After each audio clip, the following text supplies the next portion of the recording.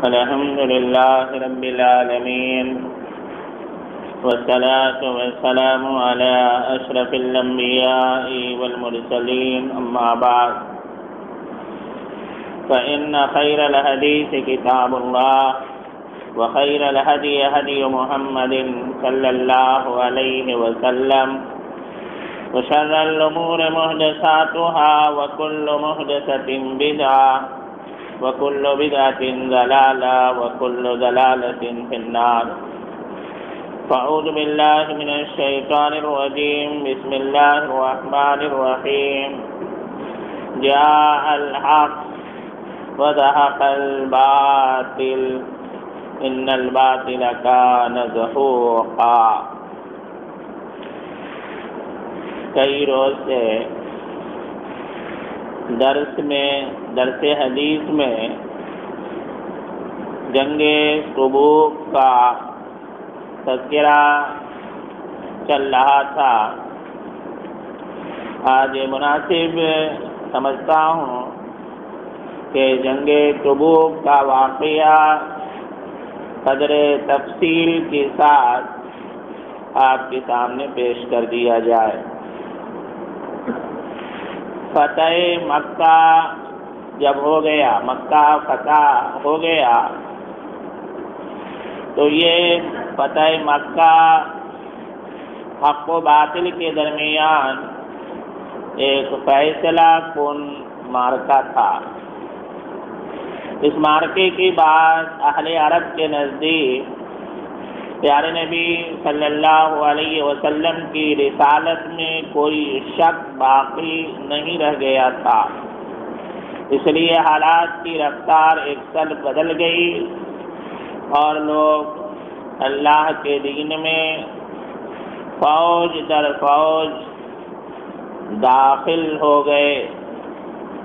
جیسے کہ اللہ سبحانہ و تعالی نے بھی ارشاد فرمایا: اذا جاء نصر اللہ والفتح ورأيت الناس يدخلون في دين اللہ افواجا.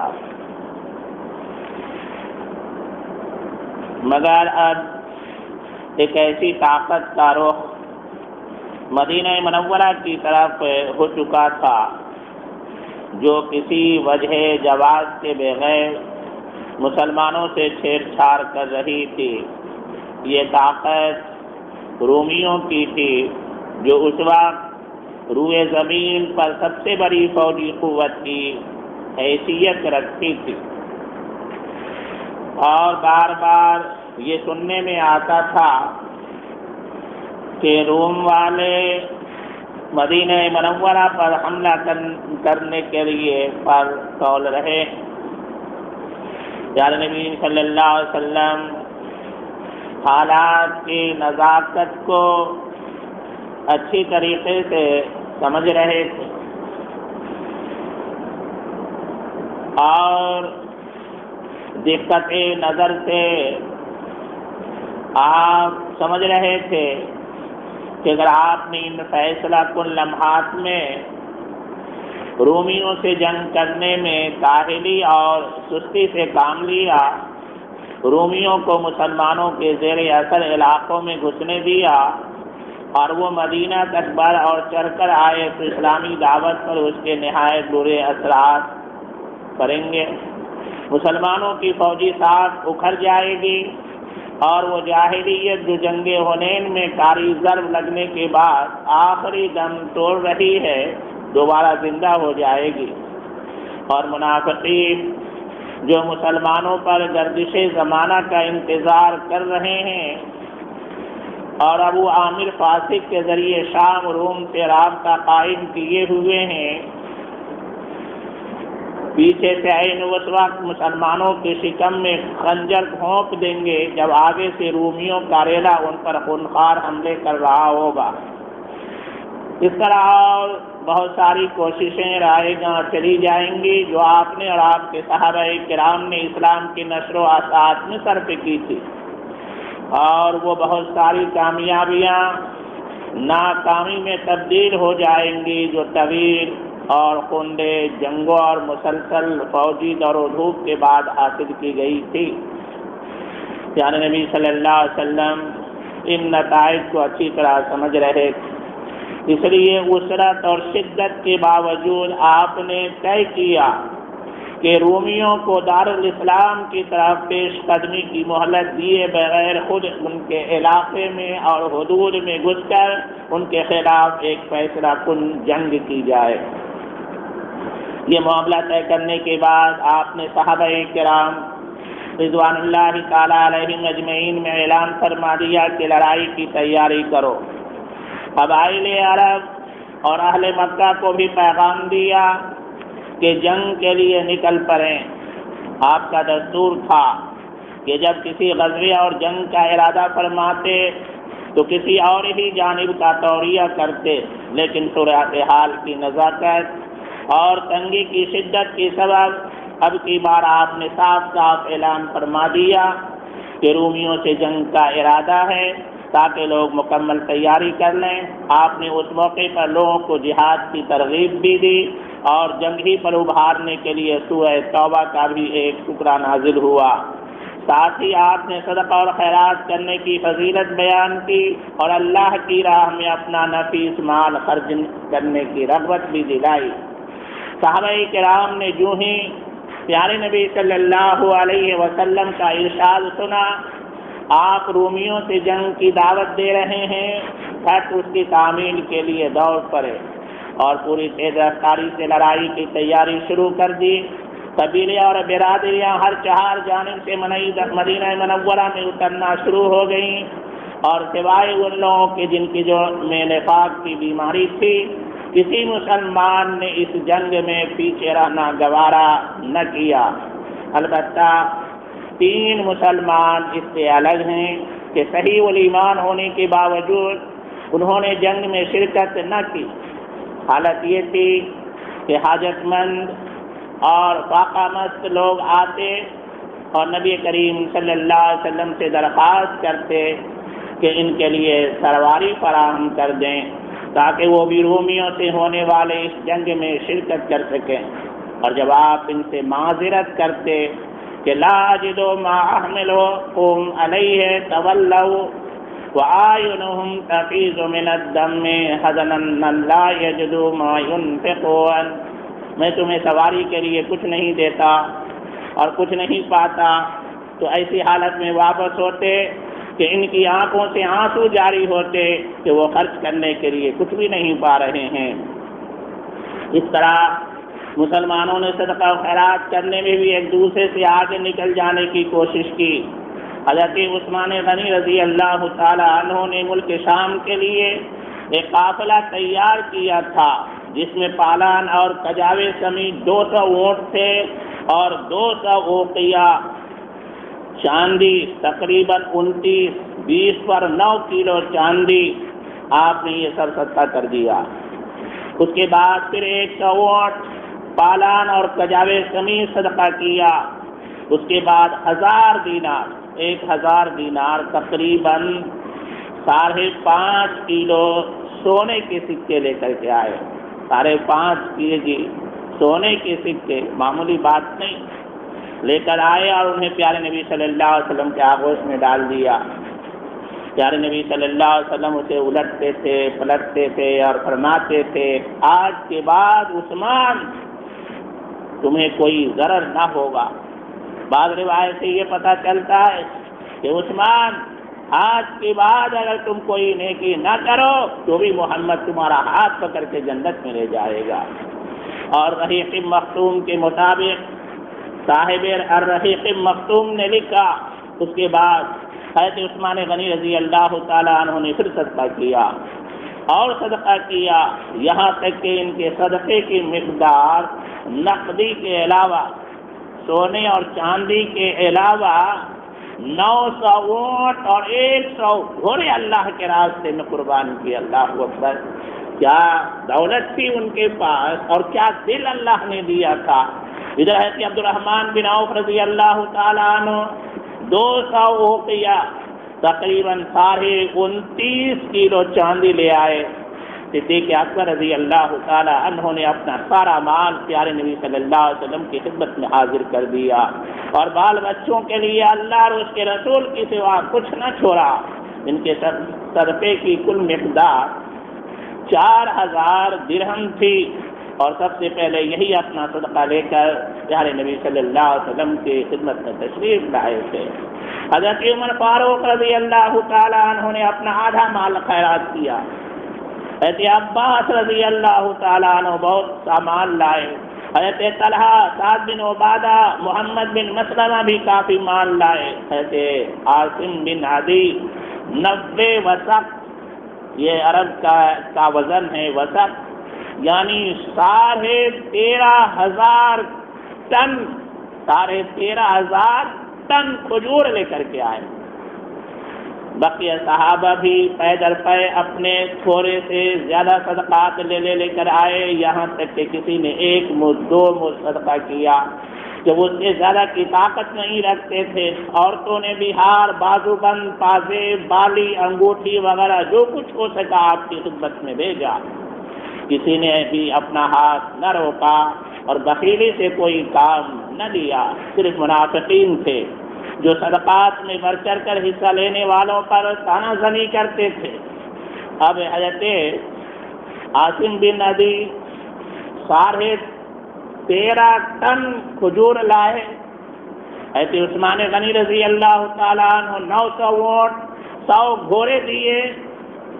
تو منافقین کیا کہہ رہے تھے؟ دیکھو ریاکاری کرتا ہے، لوگ دکھاوے کے لیے دیتا ہے.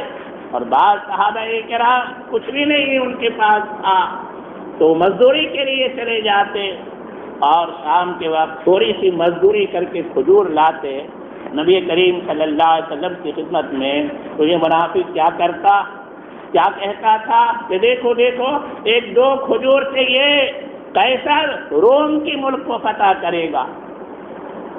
ہر زمانے میں ایسے لوگ رہے. بہرحال اس دھوم دھام جوش و خروش اور بھاگ و دوڑ کے نتیجے میں لشکر اسلام تیار ہو گیا.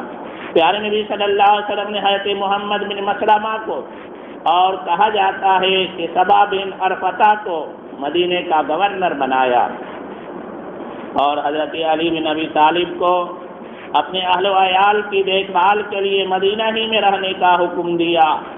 لیکن منافقین نے ان پر طعنہ زنی کی، اس لیے وہ مدینے سے نکل پڑے اور پیارے نبی صلی اللہ علیہ وسلم سے جا ملے. لیکن آپ نے انہیں پھر مدینہ واپس کر دیا اور فرمایا کیا تم اس بات سے راضی نہیں کہ مجھ سے تمہیں وہی نسبت ہو جو حضرت موسیٰ علیہ السلام سے حضرت ہارون کو تھی؟ البتہ میرے بعد کوئی نبی نہ ہوگا. پچھلے درس میں بتایا تھا کہ حضرت علی رضی اللہ تعالیٰ عنہ کو پیارے نبی صلی اللہ علیہ وسلم نے مدینہ میں رکھا اور حالات ایسے تھے کہ حضرت علی کو مدینہ میں رکھنا تھا. لیکن منافقین نے کیا کہا، علی تم نبی کے اوپر بوجھ بنے ہوئے ہو، اس لیے نبی تم کو اپنے ساتھ نہیں لے گئے. علی غصے میں آ گئے اور چل دیا تبوک کی طرف. راستے میں پیارے نبی صلی اللہ علیہ وسلم سے ملاقات ہوئی. کہا کہ میں بھی جنگ میں جاؤں گا. کہا علی کیا تم اس بات سے راضی نہیں کہ تم بمنزل ہارون کے میرے نزدیک ہو، کہ جیسے موسیٰ علیہ السلام کو طور پر گئے تھے اور اپنی جانشین حضرت ہارون کو بنا کر کے گئے تھے، ایسے ہی میں تمہارے لیے کر کے آیا. پھر آپ نے ان کو واپس کر دیا، لیکن ساتھ ہی ساتھ یہ بھی فرمایا کہ دیکھو میرے بعد کوئی نبی نہیں آئے گا. ہارون اللہ کے نبی تھے لیکن میرے بعد کوئی نبی نہیں ہوگا. اب اسے شیعہ نے بھی یہ خیال کیا ہے کہ پیارے نبی صلی اللہ علیہ وسلم نے کہا کہ میرے نزدیک تیری حیثیت بمنزل ہارون کی ہے، اس لیے نبی کے بعد علی کو خلافت ملنی چاہیے تھی. اس پر بھی میں نے آپ کے سامنے بہت ساری باتیں پچھلے درس میں بتایا تھا. موسیٰ علیہ السلام کی زندگی میں ہارون کا انتقال ہو گیا. سوال ہی نہیں پیدا ہوتا ہے کہ حضرت علی کو نبی کے بعد خلافت ملنی چاہیے. حضرت علی نے یہ نہیں سمجھا کہ اس حدیث سے مجھے نبی کے انتقال کے بعد خلافت ملنی چاہیے. تو اس طرح کی حرکت نہیں. بہرحال رسول اللہ صلی اللہ علیہ وسلم نے اس انتظام کے بعد شمال کی جانب رجوع فرمایا. نسائی کی روایت کے مطابق یہ جمعرات کا دن تھا. تبوک تھی لیکن لشکر بڑا تھا، 30,000 لڑنے والے مسلمان تھے، فوجی 30,000۔ پیارے نبی صلی اللہ علیہ وسلم کی زندگی میں، حیات طیبہ میں اتنی بڑی فوج کبھی نہیں نکلی، اور اتنی بڑی فوج مسلمانوں کی نہیں تھی، 30,000 جنگجو تھے۔ اس سے پہلے مسلمانوں کا اتنا بڑا لشکر کبھی بھی فراہم نہ ہوا تھا، اس لیے مسلمان ہر چند مال خرچ کرنے کے باوجود لشکر کو پوری طرح تیار نہ کر سکے تھے، بلکہ سواری اور توشے کی سخت کمی بھی تھی۔ چنانچہ 18 آدمیوں پر ایک ایک اونٹ تھا جس پر یہ لوگ باری باری سوار ہوتے تھے۔ اسی طرح کھانے کے لیے بسا اوقات درخت کی پتیاں کھانی پڑی، اور درخت کی پتیاں کھا کر کے ان لوگوں نے اللہ کے دین کو قائم رکھا۔ راستے میں پانی کی قلت آ گئی تو پانی کے لیے اور بھوک مٹانے کے لیے اونٹوں کو بھی ذبح کرنا پڑا۔ تبوک کی راہ میں لشکر کا گزر ہجر دیار سمود سے ہوا۔ یہ وہ قوم تھی جو صالح علیہ السلام کی قوم تھی۔ اللہ نے سمود کی طرح حضرت صالح علیہ السلام کو نبی اور رسول بنا کر بھیجا تھا، لیکن صالح علیہ السلام نے انہیں دعوت دی توحید کی، ایک اللہ کی عبادت کی، لوگوں نے نہیں مانا تو اللہ کا عذاب ان کے اوپر آیا۔ تو جب آپ گزر رہے تھے ادھر سے ہجر کی طرف سے، جو دیار سمود ہے، سمود وہ قوم تھی جس نے وادی القریٰ کے اندر چٹانیں تراش کر مکانات بنائے تھے۔ صحابہ نے وہاں کے کنویں سے پانی لیا تھا، لیکن جب چلنے لگے نبی کریم صلی اللہ علیہ وسلم نے فرمایا تم یہاں کا پانی نہ پینا، اس سے نماز کے لیے وضو نہ کرنا، اور جو آٹا تم لوگوں نے گوندھ رکھا ہے اسے جانوروں کو کھلا دو، خود نہ کھاؤ۔ آپ نے یہ بھی حکم دیا کہ لوگ اس کنویں سے پانی لیں جس سے صالح علیہ السلام کی اونٹنی پانی پیا کرتی تھی۔ بخاری اور مسلم میں ابن عمر رضی اللہ تعالی عنہما سے روایت ہے کہ نبی کریم صلی اللہ علیہ وسلم ہجر دیار سمود سے گزرے تو فرمایا ان ظالموں کی جائے سکونت میں داخل نہ ہونا کہ کہیں تم پر بھی وہی مصیبت نہ آ پڑے جو ان پر آئی تھی۔ ہاں مگر روتے ہوئے پھر آپ نے اپنا سر ڈھانکا اور تیزی سے چل کر وادی پار کر گئے۔ راستے میں لشکر کو پانی کی سخت ضرورت پڑی، حتیٰ کہ لوگوں نے پیارے نبی صلی اللہ علیہ وسلم سے شکوہ کیا۔ آپ نے اللہ سے دعا کی، اللہ نے بادل بھیج دیا، بارش ہوئی، لوگوں نے سیر ہو کر پانی پیا اور ضرورت کا پانی لے بھی لیا ساتھ۔ پھر جب تبوک کے قریب پہنچے تو آپ نے فرمایا کل انشاءاللہ تم لوگ تبوک کے چشمے پر پہنچ جاؤ گے، لیکن چاشت سے پہلے نہیں پہنچو گے، لہذا جو شخص وہاں پہنچے اس کے پانی کو ہاتھ نہ لگائے یہاں تک کہ میں آ جاؤں۔ کہتے معاذ رضی اللہ تعالیٰ عنہ کا بیان ہے کہ ہم لوگ پہنچے تو وہاں 2 آدمی پہلے ہی پہنچ چکے تھے، چشمے سے تھوڑا تھوڑا پانی نکل رہا تھا۔ یار نبی صلی اللہ علیہ وسلم نے دریافت کیا کیا تم دونوں نے اس کے پانی کو ہاتھ لگایا ہے؟ انہوں نے کہا ہاں۔ آپ نے ان دونوں سے جو کچھ اللہ نے چاہا فرمایا، پھر چشمے سے چلو کے ذریعے تھوڑا پانی نکالا یہاں تک کہ قدرے جمع ہو گیا۔ پھر نبی کریم صلی اللہ علیہ وسلم نے اس میں اپنا چہرہ دھوا اور اسے چشمے میں ڈال دیا، اس کے بعد چشمے سے خوب پانی آیا۔ صحابہ کرام نے سیر ہو کر پانی پیا۔ پھر رسول اللہ صلی اللہ علیہ وسلم نے فرمایا اے معاذ اگر تمہاری زندگی دراز ہوئی تو تم اس مقام کو باغات سے ہرا بھرا دیکھو گے۔ آج بھی اس جگہ جہاں پر پیارے نبی صلی اللہ علیہ وسلم نے اس کنویں کا پانی پیا تھا اور اس پانی سے سارے صحابہ نے سیرابی حاصل کی تھی اور پانی پیا تھا، وہاں آج بھی ہرا بھرا باغ ہے، اور اس سے یہ ثابت ہوتا ہے کہ وما ينطق عن الهوى ان هو الا وحی یوحی، پیارے نبی صلی اللہ علیہ وسلم اپنی طرف سے کچھ نہیں کہتے یہاں تک کہ اللہ کی طرف سے وحی نہ آ جائے۔ اور پھر وہاں ہرا بھرا باغ تو ہے ہی، پیارے نبی صلی اللہ علیہ وسلم کا ایک معجزہ تھا کہ تھوڑا پانی 30,000 فوجیوں کے لیے کافی ہو گیا، سبوں نے پیا، نہایا، دھویا، جن کی جو ضرورتیں پوری تھی۔ راستے ہی میں مسلم شریف کی حدیث ہے کہ راستے ہی میں یا تبوک پہنچ کر، روایات میں اختلاف ہے کہ نبی کریم صلی اللہ علیہ وسلم نے فرمایا آج رات تم پر سخت آندھی چلے گی، لہذا کوئی نہ اٹھے اور جس کے پاس اونٹ ہو اس کی رسی مضبوطی سے باندھ دے۔ چنانچہ سخت آندھی چلی، ایک شخص کھڑا ہو گیا، آندھی نے اسے اڑا کر طے کی 2 پہاڑیوں کے پاس پھینک دیا۔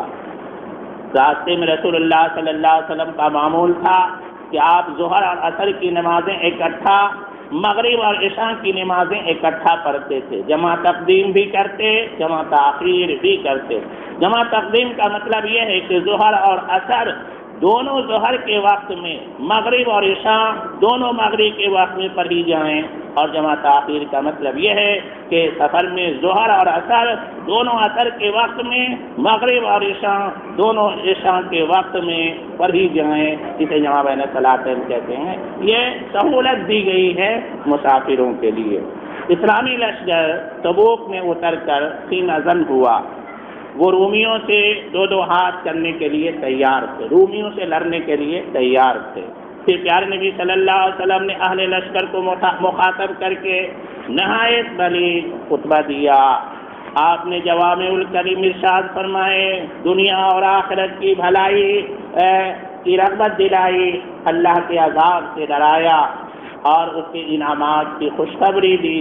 اس طرح فوج کا حوصلہ بلند ہو گیا۔ ان میں توشے، ضروریات اور سامان کی کمی کے سبب جو نقص اور خلل تھا، پیارے نبی صلی اللہ علیہ وسلم کے بیان سے یہ ساری چیزیں ختم ہو گئی۔ دوسری طرف روم اور ان کے حلیفوں کا حال یہ ہوا کہ پیارے نبی صلی اللہ علیہ وسلم کی آمد کی خبر سن کر ان کے اندر خوف کی لہر دوڑ گئی، انہیں آگے بڑھنے اور ٹکر لینے کی ہمت نہ ہوئی، اور وہ اندرون ملک مختلف شہروں میں پھیل گئے۔ ان کے اس طرز عمل کا اثر جزیرہ عرب کے اندر اور باہر مسلمانوں کی فوجی ساکھ پر بہت عمدہ مرتب ہوا۔ مسلمانوں نے ایسے اہم سیاسی فوائد حاصل کیے کہ جنگ کی صورت میں اس کا حاصل کرنا آسان نہ ہوتا۔ ایلا کے حاکم یحنا بن روبہ نے آپ کی خدمت میں حاضر ہو کر جزیے کی ٹیکس کی ادائیگی کی منظوری کی، صلح کا معاہدہ کیا۔ جربہ اور ازروح کے باشندوں نے بھی پیارے نبی صلی اللہ علیہ وسلم کی خدمت میں حاضر ہو کر جزیہ اور ٹیکس دینا منظور کیا۔ نبی کریم صلی اللہ علیہ وسلم نے ان کے لیے ایک تحریر لکھ دی جو ان کے پاس محفوظ تھی۔ آپ نے حاکم ایلا کو بھی ایک تحریر لکھ دی جو یہ تھی، بسم اللہ الرحمن الرحیم، یہ پروانہ امن ہے اللہ کی جانب سے اور نبی محمد الرسول اللہ صلی اللہ علیہ وسلم کی جانب سے یحنا بن روبہ اور باشندگان ایلا کے لیے۔ خشکی اور سمندر میں ان کی کشتیوں اور قافلوں کے لیے اللہ کا ذمہ ہے اور محمد نبی صلی اللہ علیہ وسلم کا ذمہ ہے۔ یہی ذمہ ان شامی اور سمندری باشندوں کے لیے ہے جو یحنا کے ساتھ ہوں۔ ہاں، اگر ان کا کوئی آدمی کوئی گڑبڑ کرے گا تو اس کا مال اس کی جان کے آگے روک نہ بن سکے گا، اور جو آدمی اس کا مال لے لے گا اس کے لیے وہ حلال ہوگا۔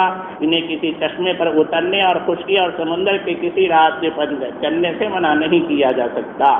اس کے علاوہ نبی کریم صلی اللہ علیہ وسلم نے حضرت خالد بن ولید سیف اللہ رضی اللہ عنہ کو 420 سواروں کا رسالہ دے کر دومت الجندل کے حاکم عقیدر کے پاس بھیجا اور فرمایا تم اسے نیل گائے کا شکار کرتے ہوئے پاؤ گے۔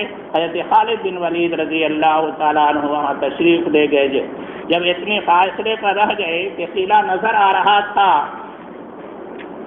تو اچانک ایک نیل گائے نکلی اور قلعے کے دروازے پر سینگ رگڑنے لگی۔ عقیدر اس کے شکار کو نکلا۔ چاندنی رات تھی۔ حضرت خالد بن ولید رضی اللہ عنہ اور ان کے سواروں نے اسے جا لیا اور گرفتار کر کے پیارے نبی صلی اللہ علیہ وسلم کی خدمت میں حاضر کیا۔ آپ نے اس کی جان بخشی کی اور 2000 اونٹ، 800 غلام، 400 زرہیں، 400 نیزوں کی شرط پر صلح فرمائی۔ اس نے جزیہ بھی دینے کا اقرار کیا۔ چنانچہ آپ نے اسے یحنا سمیت روما، تبوک، ایلا، تیما کے شرائط پر معاملات طے کیا۔ ان حالات کو دیکھ کر وہ قبائل جو اب تک رومیوں کے اعلیٰ کار بنے ہوئے تھے سمجھ گئے کہ اب اپنے وہ پرانے سرپرستوں پر اعتماد کرنے کا وقت ختم ہو چکا۔ اس لیے وہ بھی مسلمانوں کے حمایتی بن گئے۔ اس طرح اسلامی حکومت کی سرحدیں وسیع ہو کر براہ راست رومی سرحد سے جا ملی اور روم کے اعلیٰ کاران کا بھی بڑی حد تک خاتمہ ہو گیا۔ اسلامی لشکر تبوک سے مظفر منصور واپس آیا، کوئی ٹکر نہ ہوئی، جنگ نہیں ہوئی کیونکہ رومی آیا ہی نہیں۔ اللہ جنگ کے معاملے میں مومنین کے لیے کافی ہو گیا۔ البتہ راستے میں ایک جگہ ایک گھاٹی کے پاس 12 منافقین نے جو اس فوج میں ہی کہتے کہ آ گئے تھے، نبی کریم صلی اللہ علیہ وسلم کو قتل کرنے کی کوشش کی۔ اس وقت آپ اس گھاٹی سے گزر رہے تھے اور آپ کے ساتھ صرف حضرت عمار رضی اللہ تعالی عنہ سے جو اونٹنی کی نکیل تھامے ہوئے تھے اور حضرت حذیفہ بن یمان رضی اللہ تعالی عنہ سے جو اونٹنی ہانک رہے تھے۔ باقی صحابہ دور وادی کے نشیب سے گزر رہے تھے، اس لیے منافقین نے اس موقع کو اپنے ناپاک مقصد کے لیے غنیمت سمجھا اور آپ کی طرف قتل کے ارادے سے قدم بڑھایا۔ ادھر آپ اور آپ کے دونوں ساتھی حسب معمول راستہ طے کر رہے تھے کہ پیچھے سے منافقین کے قدموں کی آوازیں سنائی دیں۔ یہ سب چہروں پر کپڑے باندھے ہوئے تھے، گھاٹا باندھے ہوئے تھے اور آپ تقریباً قتل ہی کرنے والے تھے۔ کہتے حذیفہ رضی اللہ عنہ کو ان کی جانب بھیجا، انہوں نے ان کی سواریوں کو چہرے پر اپنے ایک ڈھال سے ضرب لگائی، جسے اللہ نے انہیں مرعوب کر دیا اور وہ تیزی سے بھاگ کر لوگوں میں جا ملے۔ اس کے بعد پیارے نبی صلی اللہ علیہ وسلم نے ان کے نام بھی بتائے، حذیفہ رضی اللہ عنہ کے فلاں فلاں فلاں تھے، ان کے ارادے سے باخبر کیا۔ اس لیے حذیفہ رضی اللہ عنہ کو پیارے نبی صلی اللہ علیہ وسلم کا رازنا کہا جاتا ہے۔ اسی واقعے سے متعلق اللہ کا یہ ارشاد نازل ہوا، وَهَمُّوا بِمَا لَمْ يَنَالُوا، انہوں نے اس کام کا قصد کیا جسے وہ نہ پا سکے۔ خاتمہ سفر پر جب دور سے نبی کریم صلی اللہ علیہ وسلم کو مدینے کے نقوش دکھائی پڑے تو آپ نے ارشاد فرمایا، یہ رہا کعبہ۔ مدینے کے کئی نام تھے، کعبہ بھی مدینے کو کہا جاتا تھا، تو کہا یہ رہا کعبہ اور یہ رہا احد۔ یہ وہ پہاڑ ہے جو ہم سے محبت کرتا ہے اور جس سے ہم محبت کرتے ہیں۔ ادھر مدینے میں آپ کی آمد کی خبر پہنچی تو عورتیں، بچے اور بچیاں باہر نکل پڑیں اور زبردست اعزاز کے ساتھ لشکر اسلام کا استقبال کرتے ہوئے یہ نغمہ گنگنایا، طلع البدر علینا من ثنیات الوداع وجب الشکر علینا ما دعا للہ وداعی۔ ہم پر ثنیات الوداع سے 14ویں کا چاند طلوع ہوا، جب تک پکارنے والا اللہ کو پکارے ہم پر شکر واجب۔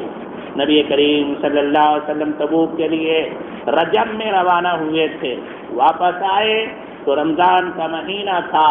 اس سفر میں پورے 50 دن صرف ہوئے، 20 دن تبوک میں اور 30 دن آنے جانے میں، 15 دن آنے میں، 15 دن جانے میں، 20 دن آپ نے تبوک میں قیام فرمایا۔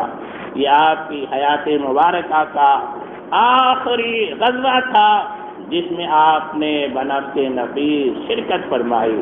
یہ غزوہ اپنے مخصوص حالات کے لحاظ سے اللہ تعالیٰ کی طرف سے ایک سخت آزمائش بھی تھا، جس سے اہل ایمان اور دوسرے لوگوں میں تمیز ہو گئی، اور اس قسم کے موقف پر اللہ کا دستور بھی یہی ہے، جیسا کہ اللہ نے ارشاد فرمایا، ما کان اللہ لیذر المؤمنین علی ما انتم علیہ حتی یمیز الخبیث من الطیب۔ اللہ مومنوں کو اسی حالت پر چھوڑ نہیں سکتا جس پر تم لوگ ہو، یہاں تک کہ خبیث کو پاکیزہ سے علیحدہ کر دے۔ چنانچہ اس غزوے میں سارے کے سارے مومنین صادقین نے شرکت کی اور اسے غیر حاضری نفاق کی علامت قرار پائی۔ چنانچہ کیفیت یہ تھی کہ اگر کوئی پیچھے رہ گیا تھا اور اس کا ذکر رسول اللہ صلی اللہ علیہ وسلم سے کیا جاتا، آپ فرماتے سے چھوڑو، اگر اس میں خیر ہے تو اللہ اسے جلد ہی تمہارے پاس پہنچا دے گا، اور اگر ایسا نہیں ہے تو پھر اللہ نے تمہیں اس سے راحت دے دی ہے۔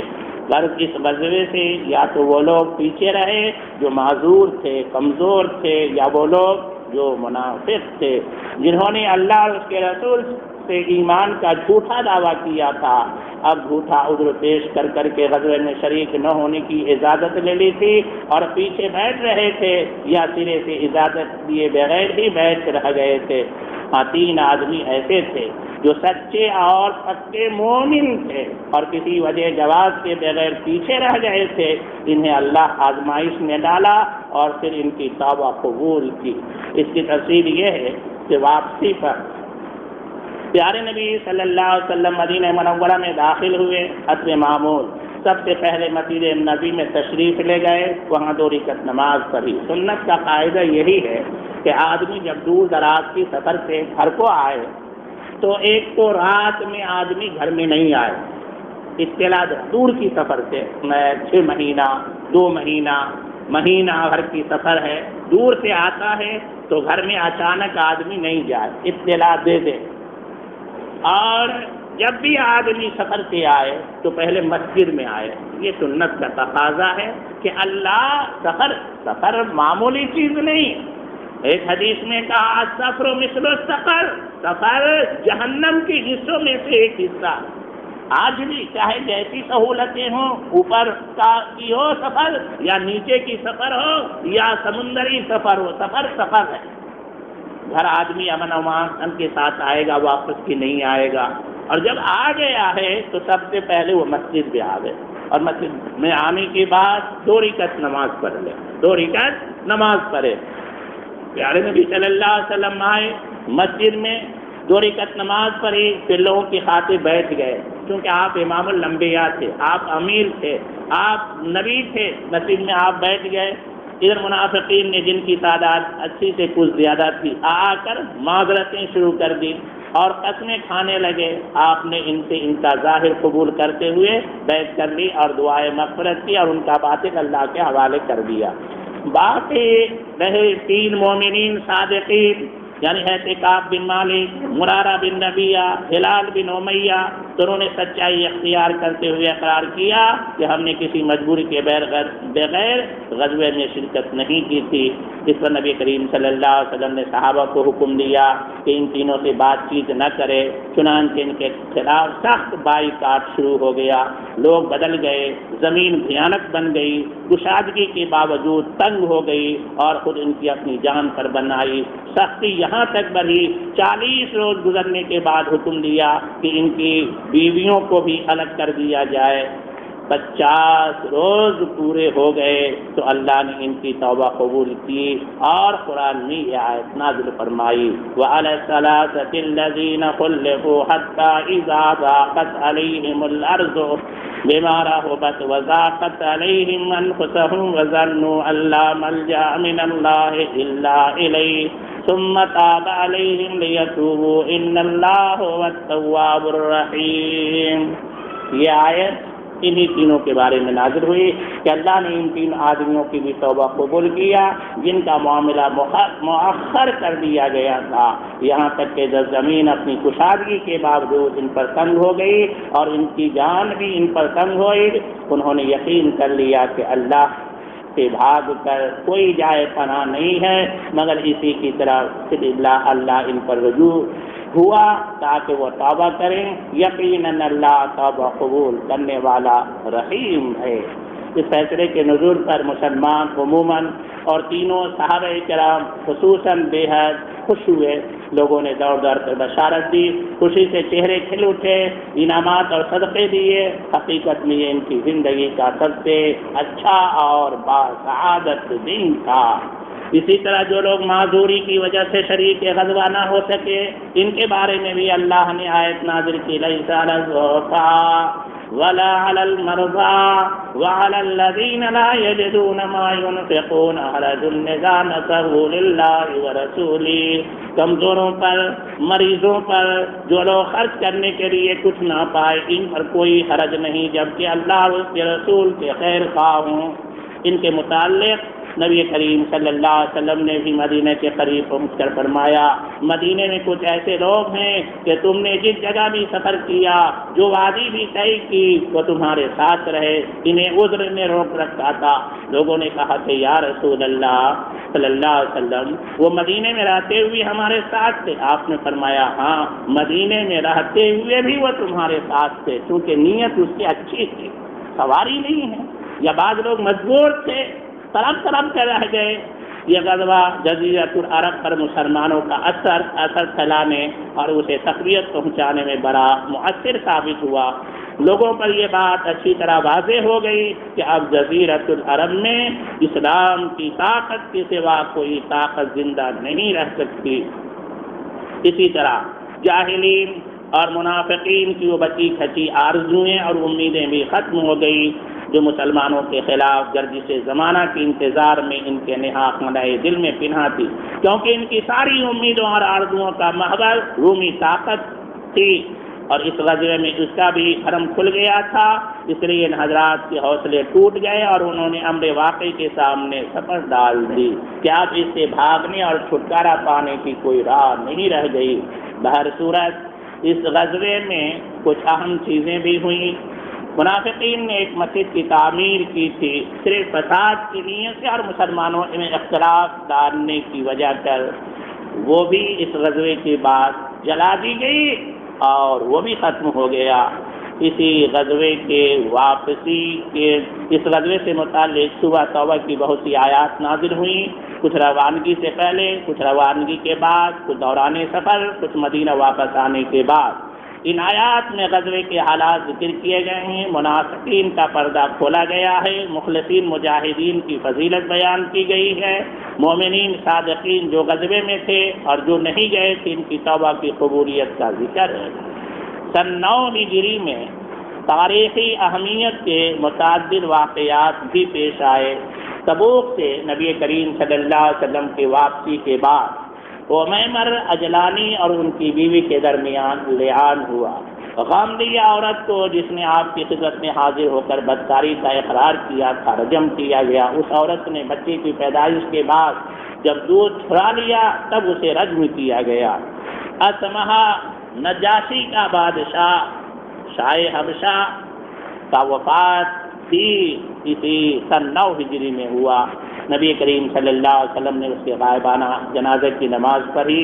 پیارے نبی صلی اللہ علیہ وسلم کی صاحبزادی ام کلثوم رضی اللہ تعالی عنہا کی وفات ان کی بھی سن 9 ہجری میں غزوہ تبوک سے واپسی کے بعد ہوا۔ ان کی وفات پر آپ کو سخت غم ہوا اور آپ نے حضرت عثمان غنی سے فرمایا اگر میرے پاس تیسری لڑکی ہوتی تو بھی اس کی شادی تم سے کر دیتا۔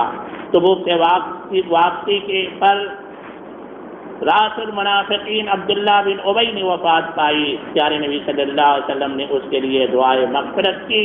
حضرت عمر رضی اللہ عنہ نے روکنے کے باوجود اس کی نماز جنازہ بھی پڑھائی۔ بعد میں قرآن نازل ہوا اور اس میں حضرت عمر رضی اللہ عنہ کی موافقت اور تائید کرتے ہوئے منافقین پر نماز جنازہ پڑھنے سے منع کر دیا گیا اور اس کے لیے مغفرت کی دعا کرنے سے بھی منع کر دیا گیا۔ نبی دعا کرے تو جب قبول نہیں ہے منافقین کے حق میں تو کوئی عام آدمی دعا کرے گا تو کیسے قبول ہو سکتا؟ تو یہ سب جنگ تبوک کے واپسی کے بعد یہ اہم واقعات ہوئے۔ تو جنگ تبوک اسلامی تاریخ میں ایک اہم جنگ ہے جس سے مسلمانوں کو اللہ نے بڑی قوت اور طاقت دی۔ تو جنگ تبوک کے واقعے سے ہمیں بہت ساری نصیحتیں ملتی ہیں۔ اللہ سے دعا فرمائیے کہ اللہ ہمیں سننے کی توفیق دیا، اللہ سمجھنے کی توفیق بھی دے اور اللہ اس پر عمل کی بھی توفیق عطا فرما۔ اللہ ہمارے دلوں کے اندر اسلام کی سچی محبت عطا فرما۔ اللہ جب تک دنیا میں زندہ رکھ اسلام پر زندہ رکھ۔ اللہ دنیا سے لے بھی چل تو ایمان اور اسلام کی حالت میں لے چل۔ اللہ جو پریشان حال ہیں اللہ ان کی پریشانیوں کو دور فرما دے۔ اللہ سبوں کو خوشحالی اور عزت کی زندگی نصیب فرما۔ ربنا تقبل منا انك انت السميع العليم وتب علينا انك انت التواب الرحيم۔ سبحان ربك رب العزة عما يصفون وسلام على المرسلين والحمد لله رب العالمين۔